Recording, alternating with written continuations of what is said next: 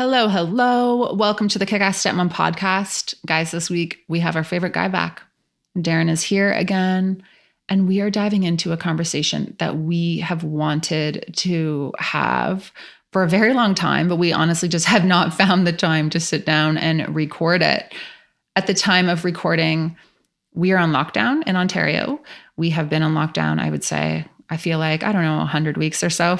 Just joking. It's been, I think, 3 or 4, but it feels like forever. The kids are doing school from home. We have a renovation happening. It is like just pure chaos around here. So finding time alone is tricky, but we made it happen today. And I'm just pumped to share this conversation with you.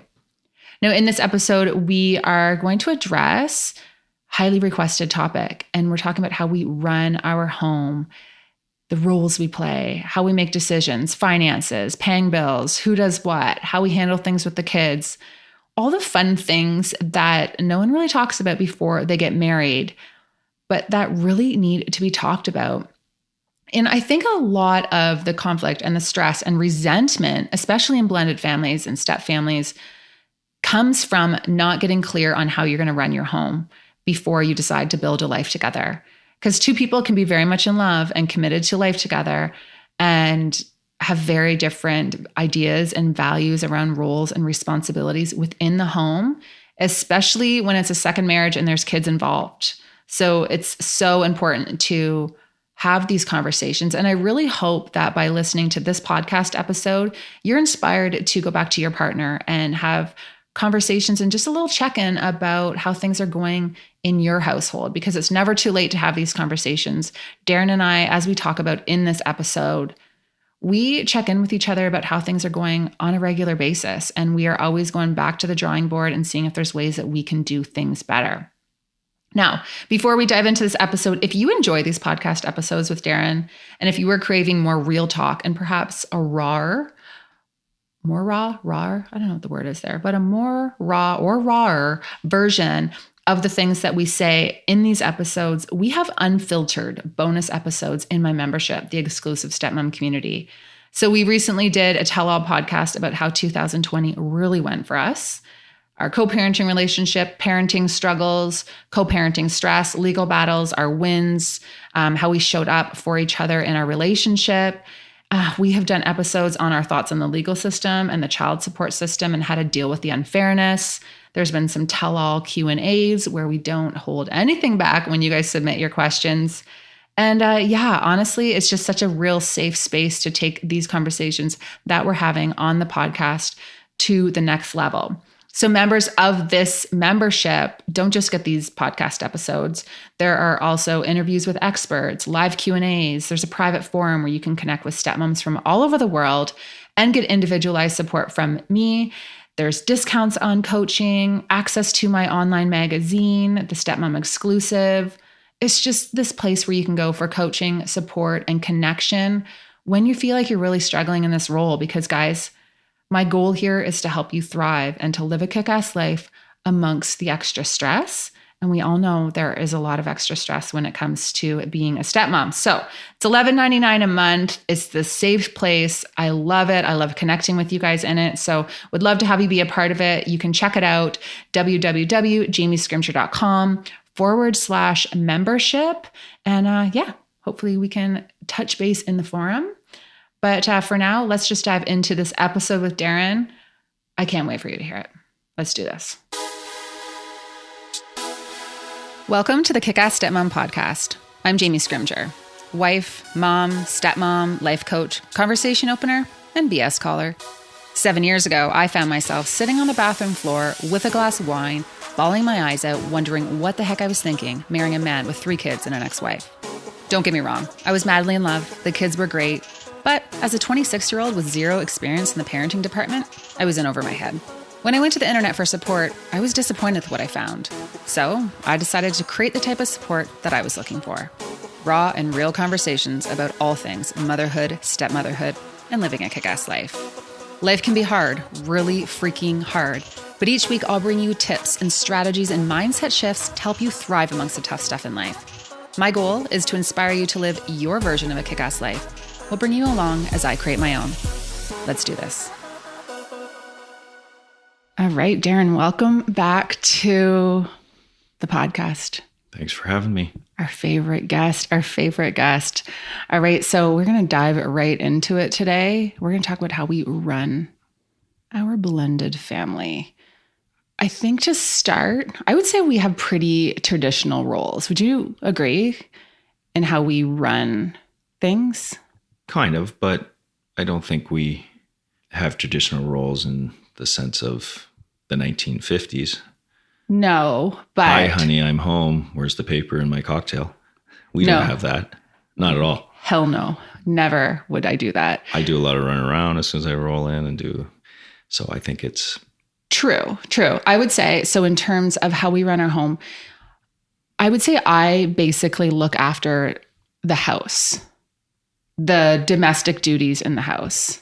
I'd say inside you do. I think I look after some of the financial duties, making sure bills are paid and outdoor stuff. And yeah, we're going to get into all that. You know what? Maybe what we should do is just go through and answer some of the questions, because people basically, I asked on Instagram if anyone had any questions about how we run our home, and everyone asked really great questions. And it actually, all the questions cover all the things that we were going to talk about in the podcast anyway. So I feel like we could use those as some prompts. You in? I'm in. Alrighty. So the first question, and there were a lot of questions that were the same, but how do you divide up household stuff, cleaning, paying bills, kids' chores? Who handles all of that? Okay, so finances. Let's start with finances. You handle finances, realistically. Yeah, I think we have discussions over budget and what we're going to spend from that side. But I think day-to-day bills and stuff, I look after those, make sure everything's paid, make sure that we look after our property taxes, insurance, all that stuff. Yeah, I have about zero idea on that. Actually, that reminds me, we're going to do that binder just in case anything ever happened, to outline exactly how to handle all of that. Because realistically, I don't. No, that's something I just take care of. Yeah, I don't think about that. But we do have conversations about finances. Like, and if I wanted to know things, you would tell me. It's not like it's you take care of everything and I don't get to know. Like, I know everything, but I don't take care of. You know everything, and we've had these discussions where you're like, okay, show me everything. And then we sit down and you're not interested after 10 minutes. Yeah. I don't think it's your thing. It's just not my thing. I start showing you and then you're like, okay, that's great. Just put that somewhere. And then it disappears. Yeah. Into a file. Yeah. I'm not into knowing the nitty gritty. I'm not into budgeting. Like, you're definitely way better at budgeting. I'm more of a, we'll just figure it out. I will spend it and then figure it out. And you're... Yeah. And I'm like, you have to have it before you spend it. Yeah. I'm like money mindset. I'm like, you know what? We'll figure it out. We're problem solvers. We'll find it somewhere. And that's not how you. So it's actually probably a really good thing that you run the money. Probably. Yeah. However, in terms of like sending e-transfers, that's always on me. Like, I pay people through the e-transfers. Like, I'll send the child support. I'll send all of the, like, I'll pay the cleaning lady and the babysitter and like all of that kind of stuff. But you do the bills. Yeah. Yeah. I think you're just more techie. It's quicker for you to go on than me. I don't know. Those little things, you can whip them off in 2 seconds. Whereas me, I've got to write it down and then track it. And yeah, you need to have it printed out for you to send an e-transfer. It drives me insane. All right. So household stuff, I definitely take care of household stuff in terms of making sure there's laundry clean and like the kids have clothes and boots and winter hats and all of that kind of stuff. I know when people need things. So I take care of that for all of the kids. Mind you, as they've gotten older, they'll just be like, Dad, I need this. And if you guys are out, you'll just grab it. Yeah, I think it's changed somewhat because of age, because they'll want something or, just say, hey, Dad, I've grown, my pants are getting short. Okay, we'll go to the mall and I'll grab them 2 or 3 pairs of pants because we're out. Mm-hmm. Or you will order some stuff online. They'll come to you. I think it just depends on, when they need it and what they need. And sometimes you're proactive on it. I'm definitely reactive. Yeah, I'm definitely proactive. But I really do enjoy online shopping and picking out clothes for the kids. So. And I don't really care about it. Yeah. I want them to look nice, but. Yeah, no, for sure. Okay. So you manage the investments, paying the bills, the budgeting, the finances. I look after the household stuff, making sure we have everything for the kids, that kind of thing. Now, let's be really honest. We're really big on outsourcing. So I think we should talk about this because that's actually a really good strategy that we have. So, yes, I take care of the house. However, we have a house cleaner who comes in, Kim, who is my favorite person in the entire world. So we have how would you talk about the benefit of outsourcing? Like we both run Well, businesses, we're super busy, and it's about looking at what your rate is per hour and what's the value of your time. And sometimes it's actually a good decision to see if you can outsource things. yeah, I mean, we outsource certain things, but we still cook all our meals and do our dishes and neaten up and all that stuff. But I think with both of us working, it's hard sometimes to do some of the bigger housekeeping details. Even outside, I'm in charge of the outside, but they're just with the size of our lawn and stuff. I still cut lawn maybe an hour or two a week, but we also have some help on that because sometimes I can't get to it. And yeah, I think we're big on outsourcing and looking at our time and saying, okay, you know what, we're working, we can work, and it's worth us to have somebody give us a hand to keep the wheels spinning in our businesses. Yeah. So how much is your hourly rate or how much is your time worth? And then looking at different ways that you can outsource there. And obviously that just comes in time. But I think it's really interesting to look at that because sometimes you can get caught up being like, well, I can do that myself, or I can do that myself. But sometimes it's better to say, okay, what's my time worth and how can I outsource this and use my time in a better way to move the needle for our businesses and for our family and all of that. So we do have some help. So we have Kim, who is like, again, my favorite person in the whole world. She comes and helps with the deep cleaning. And we do have someone help out with the lawn. So it's not all on us. Yeah, and I mean, we get our mulch and put our mulch down, and we do a lot of the work, and we enjoy it.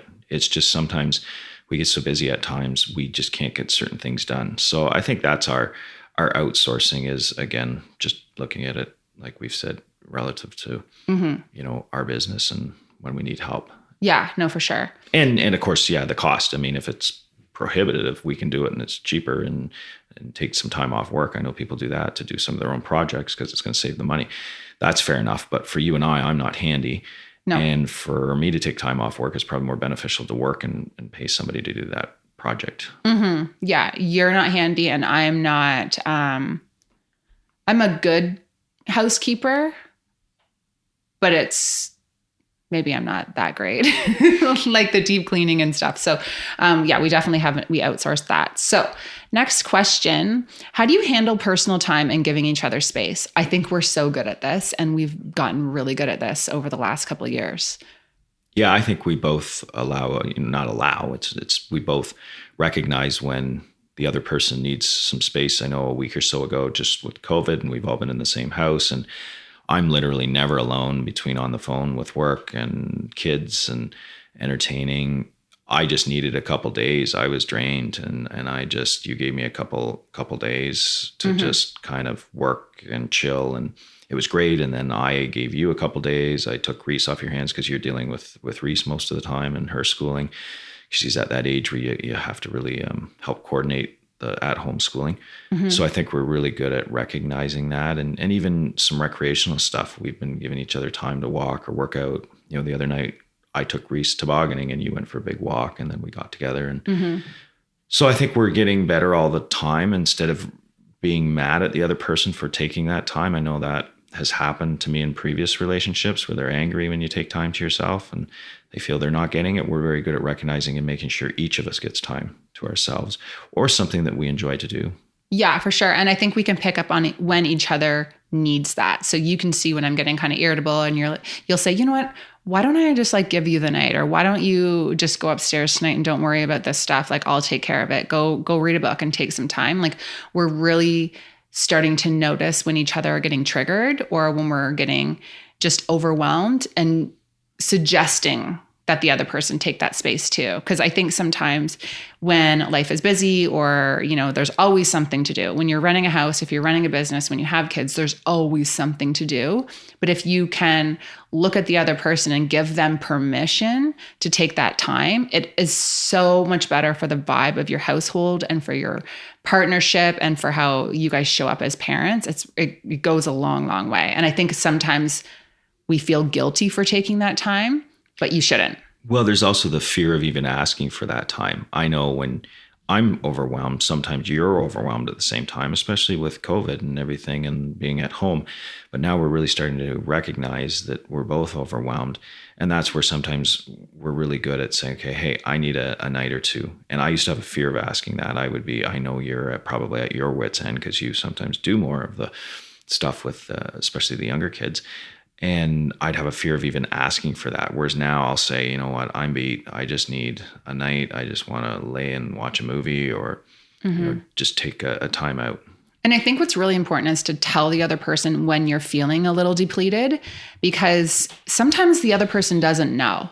And I remember one time I came downstairs and you were sitting on the couch and I was kind of giving you crap saying like, we have all of this stuff to do. And you just looked at me and said, Jamie, this was my week. This is where I'm at right now. This is where I'm at mentally. I need to sit on this couch right now. And I didn't know.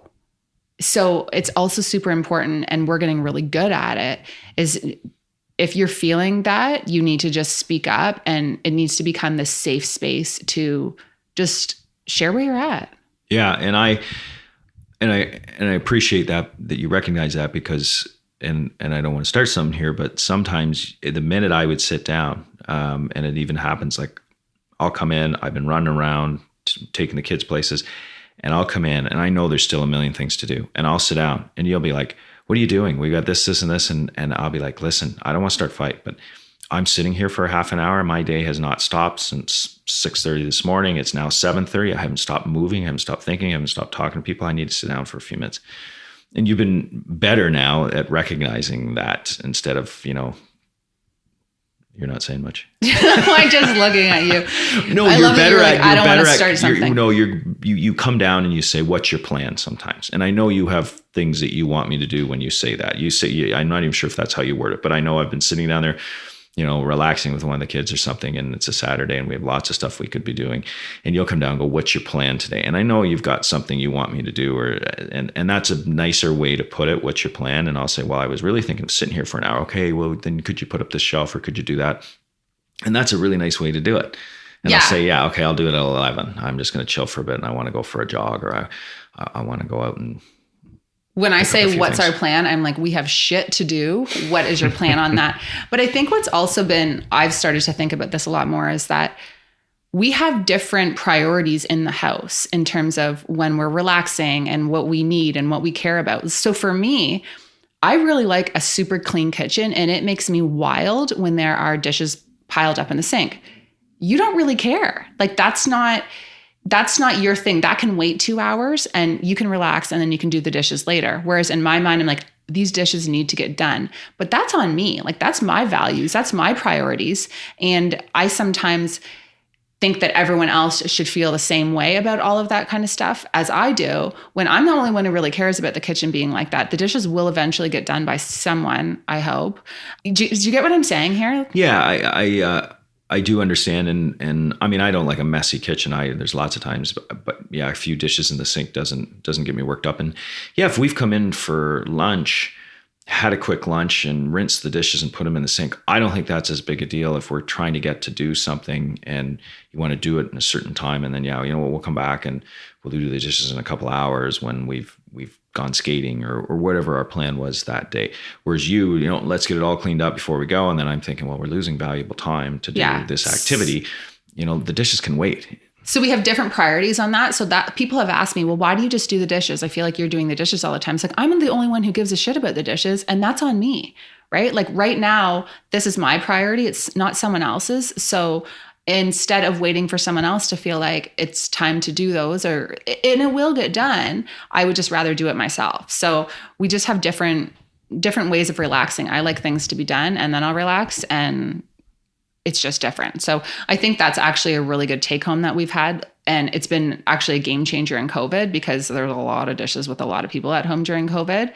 And I've really thought about that, being like, I'm the only one who cares, so I'm just going to do it. And I typically just do most of the dishes because I'm the only one who really cares about them getting done in that moment. Mm-hmm. Yeah. Okay. Rambling about dishes, but that's kind of where we're at. When it comes to your stepkids, what are your roles? Is dad mostly in charge if he's around? No, I wouldn't necessarily say I'm mostly in charge. I think our house rules are our house rules. I think sometimes I'm the one who has to go and lay down the law. And I don't lay down the law anymore. I did when they were kids. I would say when they were really young, I typically was running the house and making sure everything was done if you were at work and that kind of stuff. But now they're super independent. Like Yeah. And you had to lay down the law when you've got, a bunch of kids aged 5 to 12, you have to keep orderly discipline and keep the house in order. So whoever was there had to do it at that age.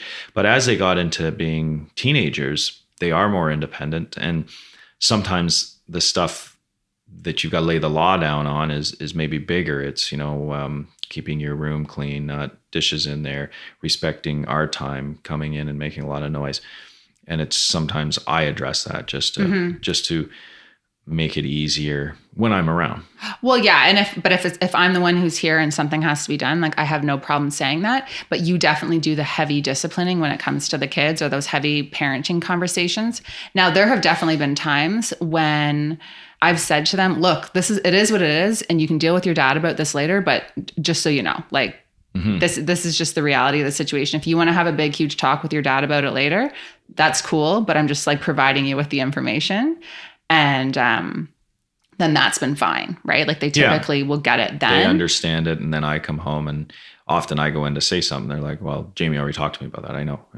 Yeah. Like, okay. But did understand that that's a punishable offense? Yeah.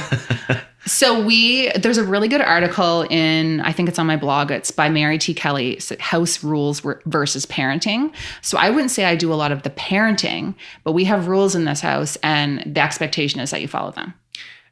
Yeah. But also I think as the kids have matured and gotten older, the other day we were doing course selection for one of the kids and you had some input on that. I was maybe short-sighted, had blinders on what I thought they should be doing. And I said, come on out and let's have a discussion. And you kept the discussion open so that I had more of an open mind and we did more listening. And I think that was a really good parent skill to help me. And you kind of understood from their situation, that, hey, they want to go in a different direction than what I always thought was the proper direction. Mm-hmm. And I think that was a good parenting skill. And I think that's where we both actually parented that whole situation. You were right there. I was right there.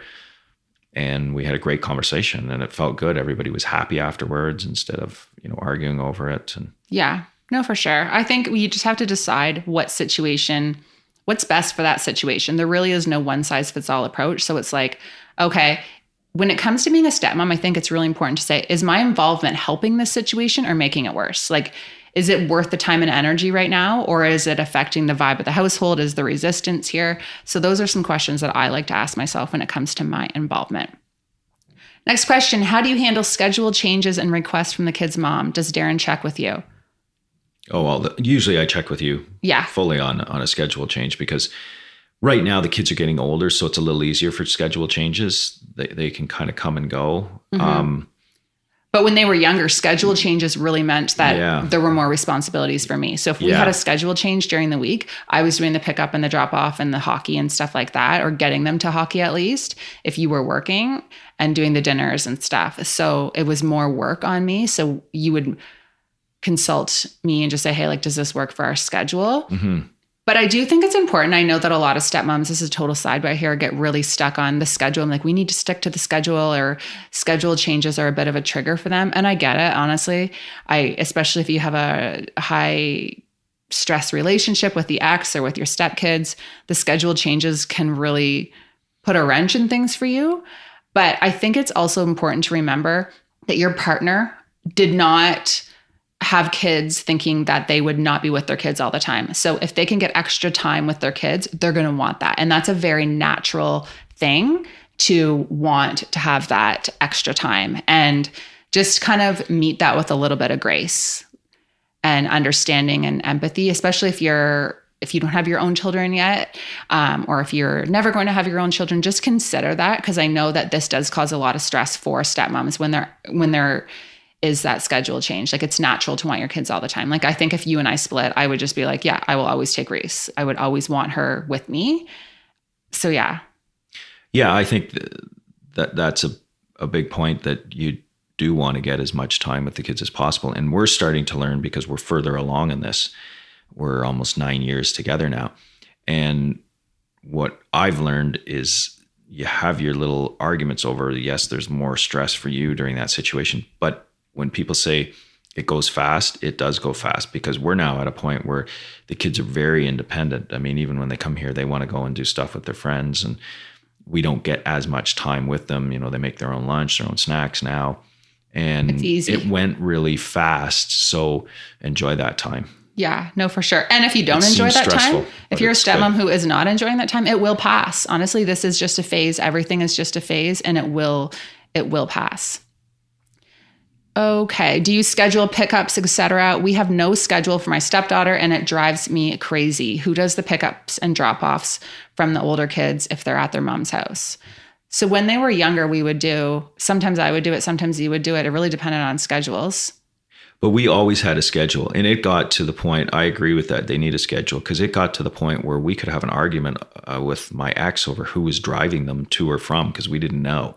You know, I had done it 3 times, or she had done it 3 times, and then all of a sudden there would be a fight. Now, I typically didn't care. I would just want to drive. We aren't that far away, so it was not a big deal for me to go and get the kids. But it worked out really well when we did up one agreement and said, you know, the kids will be dropped off, the kids will be picked up, and who has to do that, even on holidays, Christmas, Thanksgiving. It was very, very clear who did the drop off and the pickup.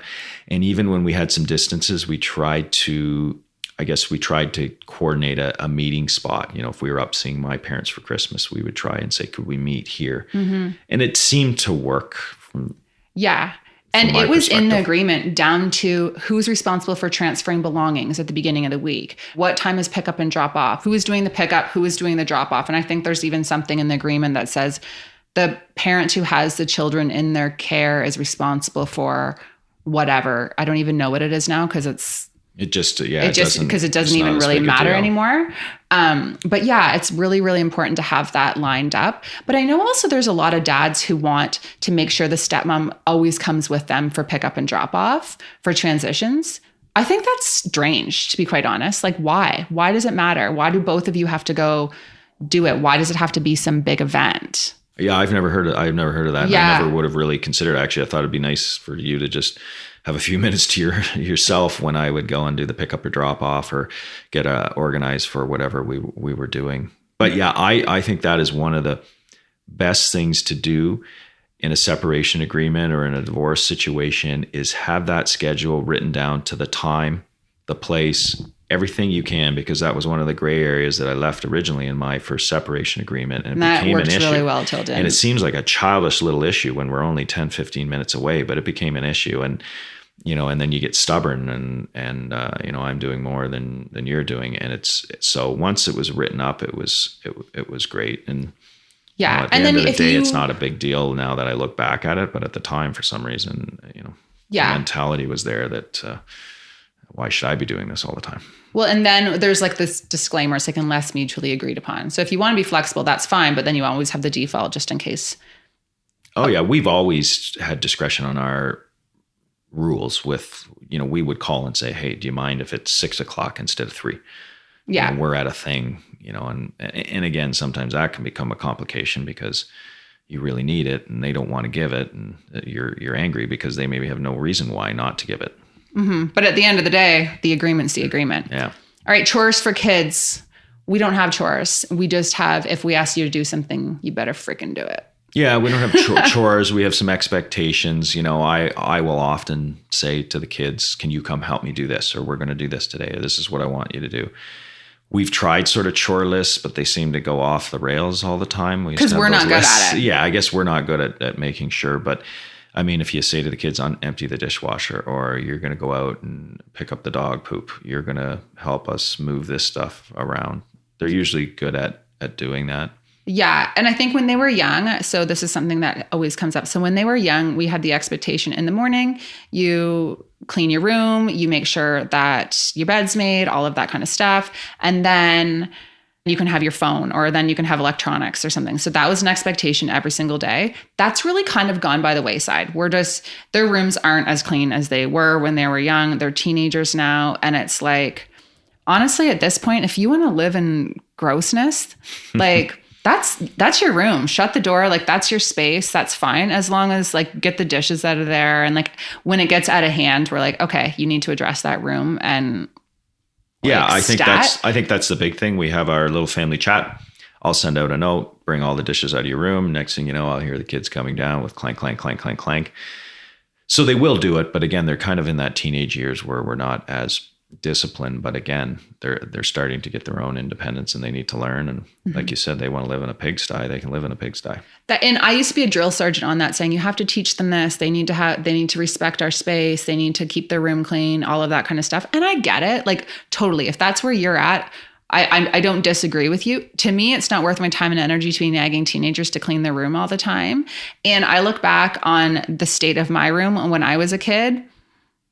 It was a bit of a shit show in there too. And I think I turned out just fine. Like, I think sometimes we have to just, like, look at the big picture, and, like, nagging your teen. If it's not affecting the larger community in the home, and, like, they can't trash the living room, right? Mm-hmm, like, that's a different story. But we're on them if they leave stuff around in the family room. So how do you, or when do you feel like it's a good time to talk about issues with the kid's mom in your daily routine?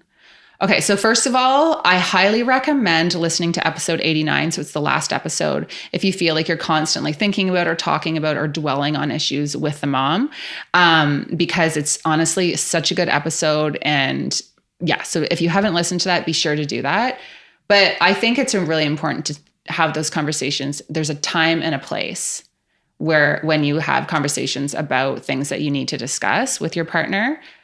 And that's something we definitely struggle with, because you want to deal with things like when you feel like it's an appropriate time to talk, and I want to deal with it immediately. Yeah. And again, because the kids are getting older, we don't have as many of those issues. We used to regularly have to discuss things about the kids. And I think right now we've had some issues in the last year or two where we're not on the same page with some discipline or rules. And we've had virtually disagreements over it, but we stand strong on the rules in our house, and she has the rules. She has the rules at her house. And if we have any things that we need to address with the kids, I think we're quick to send an email or let's have a discussion about this. We had some issues where I had to come over and help with some discipline in her house in the last year, just the way she was being treated by one of the kids.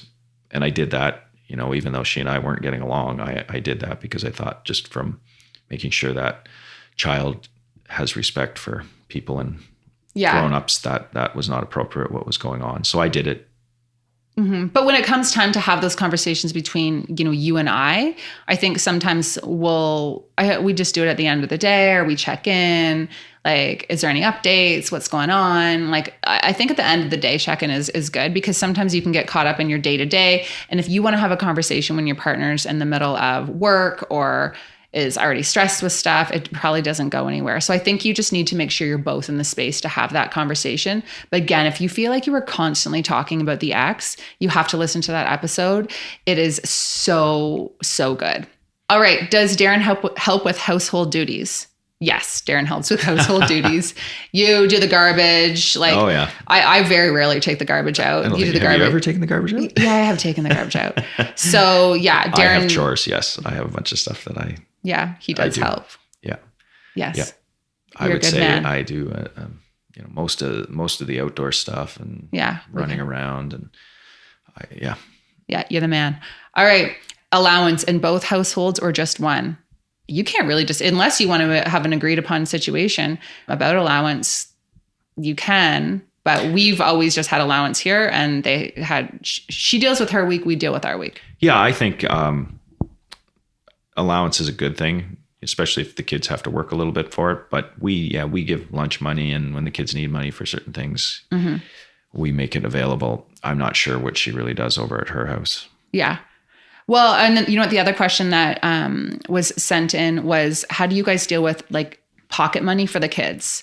So who decides that? Like if you're giving the kids extras, if you're giving the kids money for extra things, because I know actually a lot of stepmoms have issues with that. They feel like their partners are constantly giving like extra money and like the kids should have to pay for that themselves. So how do we deal with that? I think right now we're in a bit of not a great place as far as that goes either. I think I just foot a lot of the bills for extra stuff for the kids right now.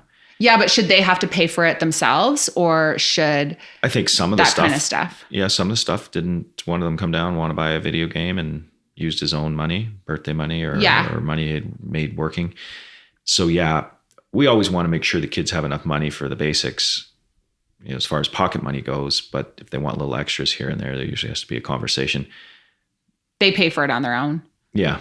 Actually, you know what? That was another question that came in, finances, because that's why this becomes an issue. If people have merged their finances, like, so our finances are all together. We should have kind of talked on that when we were talking about finances at the beginning, but we have a joint bank account, and basically all of the expenses for the kids and for everything in the house comes out of our joint bank account. I put money into it. You put money into it.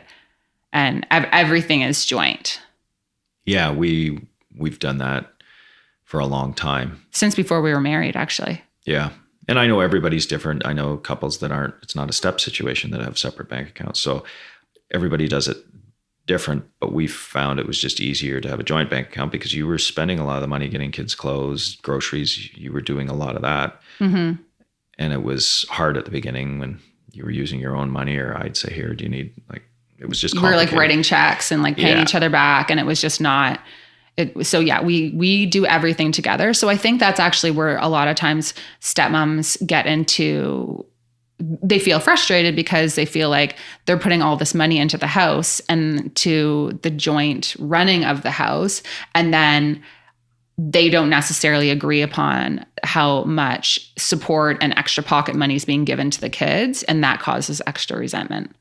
Oh, and I understand that. That pissed me off. That could be a frustration that their money's going into the pot, and you know, a lot of money goes out towards the kids. Yeah. And I think that's when you have to have a conversation and sit down and say, okay, you know what? This isn't working for me. And you can set those boundaries and you can have those conversations, because a lot of families do. And finances is a huge stress for a lot of families. If you have different values on how much you should be spending on different things, I think we're on the same page. Majority of the time. Yeah, most of the time. So that's how we deal with finances, and that's kind of how we run our home. Is there anything else you think we want to add onto that? I think the big thing is it does change over time at different stages and ages of the kids. Yeah. And you have to have rules. We didn't. I had a lot of gray areas, I think, when it first started. And then when you came along, we started to set rules as we ran into hiccups. Mm-hmm. But be flexible at times on those rules. Mm-hmm. You know, they are the rules, but if somebody needs some help or somebody needs to change something for a good reason, always be flexible, because it'll help you. We were always flexible on that kind of stuff, and it worked, you know, because if you're not, then they're not going to be when you need it. Yeah, for sure. And I think you always just need to, in your marriage, I really try to put myself in Darren's shoes a lot. And I think about, you know, how much he has to balance in terms of, you know, he has to keep me happy. He also, in some respects, has to balance that relationship with his ex. He has kids from a first marriage. He has Reese. Like, you're balancing a lot all the time, and you're being pulled in a lot of different directions, and there's a lot of pressure on you. And I think for a long time, I really didn't put myself in your shoes. And I think you've always been really good at thinking about my perspective. And I think that's what, you know, husbands or partners really need to do too, is like think about how it feels for your partner in terms of the step family dynamics and the pressure that's put on them. And there's going to be disagreements. We have disagreements about how we run things all the time, but our big thing is we just don't stay mad. Yeah, I think it's good to have dialogue. If you bury it. Yeah, we have dialogue already. If you bury it if you bury it and it comes out later, it's something that the other person maybe didn't know. I'm bad at burying it sometimes. Like you said, you are starting to learn when I need some space or some time. I used to bury it, just keep trucking along. And then one day I'd get frustrated and angry and you'd be, okay, he needs a wide berth right now. Well, yeah, you need a wide berth, but then it's like you're mad about 7.5 different things. And how do we even solve these issues? Because you buried it. And that's why it's important to create that safe space in your marriage to have conversations all the time. Like, how are things going? What do you need from me? How can I support you right now? And vice versa. And that's, I think, what we've gotten really good at over the last 3 years. Why are you smiling? Because I have a tip for everybody. They should pretend they're doing a podcast like us. And like I did when I called you out there on me sitting and you would come along and say, what's the plan? Is that because I was pissed off last night? Is that why you said that? I'm just saying, if you do it and you feel like you're in front of an audience, you can sometimes bring things up that are a little bit bothering you.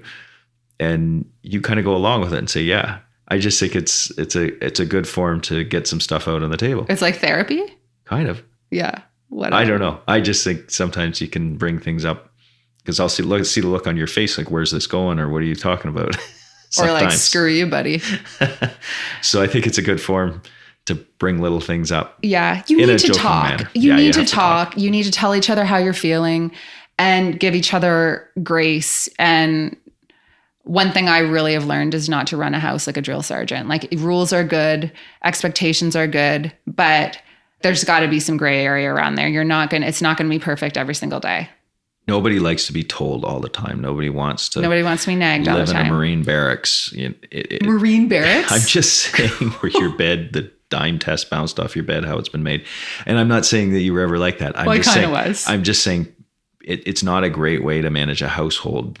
It's better to work like we did the other day when we had a conversation about courses and stuff. You took a total different approach than I would have. I would have come in with my opinion and said, this is what we need to do. Yeah. Anyways, I won't drag on about that, but I thought it was a better way we approached it by, what do you want to do? Why do you want to do this? And asked a lot of questions and then said, well, we feel this. We want you to leave your options open. Yeah. And I've talked about this in the magazine I just released for members of the exclusive Stepmom community. I did an article on how my big focus this year is the vibe of the house. I want everyone who walks into this house to feel safe and heard and seen, and that it's the safe space. And the vibe of the house can really, really, it trickles into all areas of your life. So you that's what it comes down to. You want your kids and your partner and everyone just to feel safe and heard and seen in your home. There's a lot of crazy stuff going on in the world right now. And there's a lot of things we can't control. And especially when you're in your step family situation, there's so many things you can't control, but you can control the vibe of your house. You can. Right. Nobody wants to walk on eggshells, so a good vibe is... Yeah, and like you said, you did an article for the magazine too, and you were like, no one wants to be nagged all the time. No one wants to hang out with someone who nags them all the time. True. All right. True. We'll end on that note. Don't nag. Think about your relationships, your friends, everyone. No one wants to... Yeah. All right. Thank you so much, honey. You're welcome. All right, guys, thank you so much for listening. As always, if you enjoyed the podcast, share it out on social, tag us, let us know what you think, and leave a rating and a review on iTunes. This helps us grow the podcast, spread the word, and keep creating all this content that we do. So thank you so much, and we'll chat with you in the next one. Okay, guys, if you like this podcast, please do me a little favor. Take a second and subscribe on iTunes, and then screenshot this podcast, give it a share in social media, and tell your friends what you think. And hey, don't forget to tag me so that I can thank you for helping me spread the word. Thanks so much, and I will talk to you next week.